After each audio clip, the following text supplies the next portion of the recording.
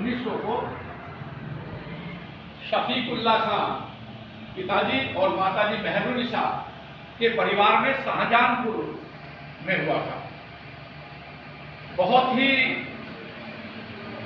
उच्च विचारों के वो व्यक्ति थे अशफाकुल्ला खां। उस समय जितने क्रांतिकारी थे सब में बड़े शक्तिशाली बलवान भी सब आ रहे हैं। जितने भी महाक्रांतिकारी थे सब में शक्तिशाली थे और बड़े लंबे खड़गे, बड़े मोटी मोटी आंखें और गोरा चिट्टा। उसे देख करके ये कहा करते थे सब ये वो है नवाब साहब। युवक उन्हें जो है नवाब साहब के उससे बोलते थे। तो उनके बड़े भाई को उस समय बंदूक थी, तो जब कभी क्रांतिकारियों के सामने पुलिस वाले आ जाया करते थे तो बंदूक उसके हाथ में थमा दिया करते थे अशफाकुल्ला खां के, और सब उसके पीछे पीछे नौकर बन के हो जाए कि ये जो है नवाब साहब हैं, और उनके पीछे चलते थे। वो फिर कोई कहता ही नहीं था, भाई राजा के लड़के कौन कहेगा, तो वो चलते थे और वहां उससे गिरफ्तारी से बच जाया करते थे। तो ये जिस समय ये सबसे पहले क्रांति में आए अशफाकुल्ला खां जमींदार परिवार के थे, बड़ा परिवार था। तो ये इनसे मिले आकर के सब लोगों से। तो सबसे पहले राजप्रसाद मिश्र कहता है कि हमने इन पर विश्वास करना ही मुश्किल था हमारे लिए, क्योंकि मुसलमान थे। लेकिन वो अपनी बात पर बहुत खरे उतरे और इनके साथ लग गए। लेकिन जो काकोरी कांड में जिसमें इन्हें सजा हुई थी, काकोरी कांड में डकैती डालने के लिए ये विरुद्ध थे। ये नहीं चाहते थे डकैती डाली जाए, लेकिन और क्रांतिकारी नहीं माने और ये इनके साथ में लग गए मजबूरन। लेकिन बाद में क्रांतिकारियों ने सबसे एहसास किया अशफाकुल्ला खां की ये बात बिल्कुल सही थी। अगर उस डकैती को हम नहीं डालते तो हमारा संगठन लंबे समय तक चलता है और क्रांति करते हम। बाद में उन्हें ये समझ आई। तो 26 सितंबर 1925 में शाहजहानपुर में पुलिस ने सुबह 4 बजे छापा डाला क्रांतिकारियों को पकड़ने के लिए। सभी क्रांतिकारी गिरफ्तार हो गए, लेकिन अशफाकुल्ला खां बच गए। ये भाग करके आधा मील दूर गांव से जाकर के ईंट के खेत में छिप गए। ईंट के खेत में जब छिपे रहे वहां, तो उनका खाना पानी रोटी वगैरह सब वहीं जाती रही उनकी, और वो वहीं छिपे रहे। लेकिन सब सूचना उन्हें मिलती थी। लेकिन जब कई दिन हो गए तो शाहजहानपुर और उसके आसपास के कोई भी क्रांतिकारियों की सूचना उन्हें मिलनी बंद हो गई। उन्होंने कहा तो फिर यहाँ रहना मेरा बेकार है, और वहां से वो चल दिए और चल करके बनारस पहुंच गए, जहां क्रांतिकारियों का मुख्य रूप से अड्डा था। क्रांतिकारियों का अड्डा बनारस बना हुआ था। बनारस में पहुंचे, लेकिन वहां भी सभी क्रांतिकारी फरार हो चुके थे। इन्हें जब कोई नहीं मिला तो वहां उस समय क्रांतिकारियों में मुख्य रूप से चंद्रशेखर आजाद, सचिंद्रनाथ बख्शी, राजेंद्र लाहिड़ी, ये मुख्य थे वहां जो मिलना था मुझे, लेकिन वो भी नहीं मिले। बाद में फिर वो वहां चले गए हिंदू विश्वविद्यालय में। हिंदू विश्वविद्यालय में कुछ उनके साथी मिल गए, तो वहां से उन्हें खतरा था। तो उनके सलाह पर और उनके कहने अनुसार वो बिहार चले गए और डाल्टनगंज में एक जगह उन्होंने नौकरी कर ली। उन्होंने कायस्थ बन करके अपना धर्म छिपाया कि मैं कायस्थ हूँ और वहाँ का रहने वाला हूँ, और इस तरह से मैं यहाँ नौकरी जाता हूँ। तो वहाँ एक इंजीनियर थे, उनके अंडर में नौकरी थी। लेकिन वो इंजीनियर बहुत शायरी में बहुत आनंद लेते थे, शेर शायरी में।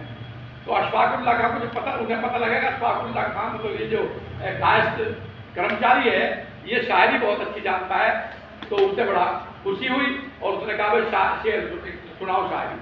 तो उन्होंने कुछ शेर सुनाया अशफाकुल्ला खां ने। जब शेर सुनाया बड़ा प्रभावित हुआ, बड़ी वाहवाही की उसने, और उसने उस वाहवाही को अपनी वाहवाही समझ लिया और उसे जो है क्या कहते हैं उसकी नौकरी जो वेतन था वो बढ़ा दिया। इसी खुशी में अकबर शायरी करता है। वहां रहा कुछ दिन, लेकिन वहां भी उस पर यह भूत सवार हो गया अब मुझे तो विदेश जाना है, और विदेश जाकर के कुछ और शिक्षा ग्रहण करनी है। और डाल्टनगंज बिहार से चल करके वो दिल्ली आ गए। छिपते फिरे थे, जब दिल्ली आ गए तो वहां उन्हें अपना एक सहपाठी मिल गया, शाहजहांपुर का ही रहने वाला पठान, और उसी के क्लास में पढ़ने वाला वो सहपाठी मिल गया। बोले चलो आज मेरे यहाँ चलो। सहपाठी के यहाँ चले गए, वहां जाकर के मिल करके सबने खाना वाना खाया। लेकिन रात को तो अशफाकुल्ला खां को अपने ठिकाने पे ही जाना था, तो वहां से वो चल दिया और ठिकाने पे 11 बजे वो पहुंच गया, 11:30 बजे, 11 बजे मान कर 11:30-12 बजे पहुंचा वो। लेकिन सुबह होते होते वहां पुलिस आई और उसे गिरफ्तार कर लिया। क्यों कर लिया? कि वो जो उसका सहपाठी था उसने इनाम के लालच में अंग्रेज सरकार से उसे गिरफ्तार करा दिया।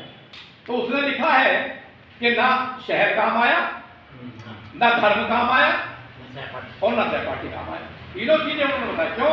धर्म काम यूनिया, वो भी मुसलमान था, पठान थे दोनों, लेकिन फिर भी करा दिया। सहपाठी तो उसके साथ पड़ा था और शहर जो शाहजहानपुर का रहने वाला था वो। तो उसने गिरफ्तार कराया उसे। गिरफ्तार होने के बाद वो जेल में चले गए।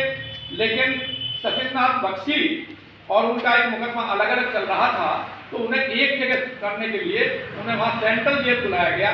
तो जब सेंट्रल जेल में आए दोनों बहुत दिन बाद मिले थे, लेकिन जानते खूब थे आपस में, लेकिन उन्होंने ये ड्रामा किया आपस में पता नहीं होना चाहिए किसी को, हम एक दूसरे को जानते हैं। तो अशफाकुल्लाह खां एकदम बोला कि आप सचिंद्रनाथ बख्शी हैं क्या? कि हाँ सचिंद्रनाथ बख्शी हैं, मैं ही सचिंद्रनाथ बख्शी हूँ। तो बख्शी जी ने फिर उससे कहा जेलर से कि इनकी क्या तारीफ है अशफाकुल्लाह खां के लिए, जब जानते थे बहुत अच्छी तरह से, ये अशफाकुल्लाह खां हैं। अच्छा, फिर थोड़ी देर में ही वो गले मिले आपस में, सबने देखा, उसमें लिखा भरत मिला, सबने देखा उनका, और फिर वो अलग अलग जेल चले गए। क्यों? कि अशफाकुल्लाह खां को फांसी की सजा हुई और उन्हें आजन्म कारावास पर, सचिंद्रनाथ बख्शी को तो अलग अलग जेल सजा नहीं था, जेल में चले गए वो। और उन्होंने उससे पूर्व वो चलाया था शायरी, कहा था उसने जब वो गए, क्योंकि उन्हें आगे तो फिर ज़्यादा लंबा हो जाएगा, मैं यही क्योंकि आने वाले हैं बच्चे हमारे, तो मतलब जो है उन्हें 27 दिसंबर 15 दिसंबर 1927 को उन्हें इसमें फैजाबाद जेल में उन्हें फांसी दी गई। और सचिंद्रनाथ जो है वो आजन्म कारावास काटते थे गोंडा जेल में, और राम प्रसाद बिस्मिल को तो फांसी हुई थी इसमें आपके गोरखपुर जेल में। लेकिन दोनों दोस्तों का एक ही दिन था, 15 दिसंबर 1927। तो उससे पहले जो शेर उन्होंने पढ़ा था मैं आपको सुना दूं। त्यागी जी चश्मे हैं क्या? शेर लाइए भाई थोड़ा सा, एक तो मैं वही सुना दूं इन्हें जो उसने फांसी के तख्ते पर चढ़ते हुए और एकदम मतलब जो है शेर कहा था। फैजाबाद में तंग आकर हम भी उनके जुर्म से बेदाग से जल दिए सुए अदम जिंदान फैजाबाद में ये उन्होंने कहा था। तो उन्हें शायरी की बहुत आता था, तो शायरी उन्होंने सुनाई जब उनका वेतन बढ़ा था, तो शायरी मैं आपको सुना देता हूँ 2-4 लाइन। वो शायरी जो लिखते थे अशफाकुल्लाह खां, वो उनका तखल्लुस था। तखल्लुस तो जानते हैं जिस नाम से करते हैं, वो हजरत नाम से करते थे, काका हजरत से काका नाम से करते थे, नाम तो दूसरा था उनका। तो ऐसी वो जो करते थे वारसी या हजरत नाम से वो गजल गाते थे। उन्होंने लिखा है सुनाए गम की किसे कहानी हमें तो अपने ही सता रहे हैं। देखिए अपने ही सता रहे, बाकी और कोई अंग्रेजों से ज्यादा अपनों ने सताया।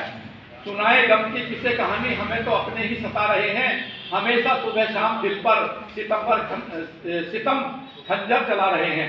न कोई इंग्लिश, न कोई जर्मन, न कोई रशियन, न कोई तुर्की, मिटाने वाले अपने हिंदी जो आज हमको मिटा रहे हैं। कितनी बढ़िया बात की है कि विदेशी नहीं है कोई भी, अपने हिंदुस्तान के हिंदी है सारे। जिसे फना वह समझ रहे हैं, वका का राज इसी में मजसिर, नहीं मिटाने से मिट सकेंगे, लाख हमको मिटा रहे हैं। खामोश हजरत, हजरत नाम से करते थे ना, खामोश हजरत अगर है जज्बा वतन का दिल में, सदा पहुंचेंगे अपनी बेशक जो आज हमको सता रहे हैं, वो सजा को पहुंचेंगे। कुछ आरजू नहीं है आरजू तो यह है, रख दे कोई जरासी खाके वतन कफन में, वतन हमेशा रहे सदकाम और आजाद, हमारा क्या है अगर हम रहे न रहे। ये जो शेर उन्होंने अपनी उस पर चढ़ने से पहले सुनाया था, जो मैंने सुनाए हैं फांसी के फंदे पे चढ़ने से पहले उन्होंने वो शेर सुनाया था। एक पत्र है, उसे अब नहीं सुनाऊंगा, लंबा है, जो राम प्रसाद बिस्मिल ने इतना गजब का लिखा है, आप सुनेंगे तो आप भी एकदम भावुक हो जाएंगे सुन करके। पत्र वो मेरे पास है, लेकिन अब समय नहीं है, मैं सुनाऊंगा, फिर सुनाऊंगा उसे। लेकिन मैं अब एक, ये उस दिन इन्होंने अपने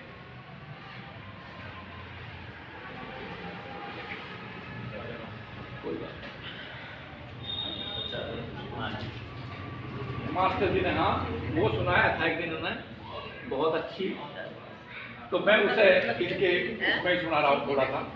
बहुत अच्छा इन्होंने बताया, देश किस तरह से बटा, सारी बातें इन्होंने बताई थी, लेकिन उस देश का चित्रण किस तरह से सुंदर किया है हमारे भाई साहब ने देश ला दिया।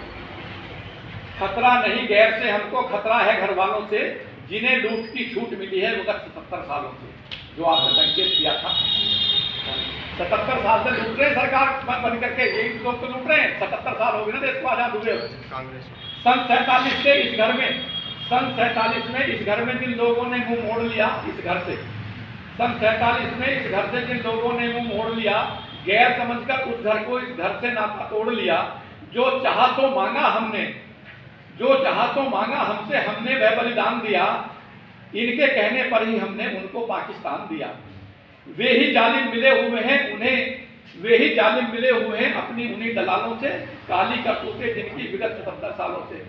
जो है राहुल गांधी क्या क्या कह रहा है देश में जाकर के, यही हाल तो है उसका, ये सभी जगह वही तो कह रहा है, वही चित्रण है। देखिए, गलती किसकी बतलाएं, गलती सभी हमारी थी, बंटवारे के सूत्र समय की, बोलो क्या लाचारी थी, संधि समझौतों की तो आजादी कोई नहीं होती, भारत के टुकड़े ना होते तो हालत क्यों ये होती। नेताजी ने साफ कहा था गलती करने वालों से, जिनकी गलती भुगत रहे हैं विगत 77 सालों से। देखिए, हमारे देश को सोने की चिड़िया कहा जाता था, उसके विषय में सुनिए आप। जिस तरह हमारा देश बटा, ये बटना नहीं चाहिए था, सोने की इस चिड़िया का तन कटना नहीं चाहिए था। पहले सोने की चिड़िया के पंजे और पूंछ काटी, फिर काटी चोंच और सिर काटा, सोने से कर दी माटी। रक्षा नहीं हुई चिड़िया की, रक्षा करने वालों से, घायल चिड़िया बहुत दुखी है विगत 77 सालों से। अब पंजे पूंछ क्या थी ये अब सुनिए। लंका पंजे दुम ब्रह्मा, लंका पंजे दुम ब्रह्मा, और पाक चोंच थी चिड़िया की, कश्मीर तिब्बत सर थे सब मिलकर सुंदर चिड़िया की। अंग भंग हो गए भले ही, अभी आत्मा मरी नहीं, गीता का उपदेश अमर है, कभी आत्मा मरी नहीं। खुला नहीं है रहस्य अभी तक, रहस्य खोलने वालों से, गीता पर क्यों गर्द जमी है विगत 77 सालों से। अब देखिए आगे क्या वो है। लंका ब्रह्मा हिंद चीन, जो अभी मैंने बताया था कैसे कैसे कटे। लंका ब्रह्मा हिंद चीन सिंगापुर शाम हमारे थे, ये हमारे स्टेट थे। गंधारी वहीं तो गंधार के अफगानिस्तान पे हमारा ही था ये। लंका ब्रह्मा हिंद चीन सिंगापुर शाम हमारे थे, तिब्बत अफगानिस्तान पाक नेपाल हुए कल न्यारे थे। भूटान बांग्लादेश मलाया हिंद एशिया आता था, वही रूप भारत माता का सही रूप कहलाता था। आर्यव्रत मिली थी संज्ञा, संज्ञा पाने वालों से, संज्ञा हुई विसंज्ञा को विगत 77 सालों से। सन 1900 में, अब कब कब ये कटे देखिए। सन 1900 में, सन 1935 में लंका, 37 में ब्रह्मा काट दिया, 47 में कटा पाक, 54 में तिब्बत बांट दिया। जीकर मरना मरकर जीना जीवन खेल तमाशा है, गिरकर उठना उठकर चलना जीवन की परिभाषा है। युग युग से युग बोध मिला, युग बोध कराने वालों से, सही परिभाषा को भुला दिया क्यों विगत 77 सालों। देखिए ये हालदार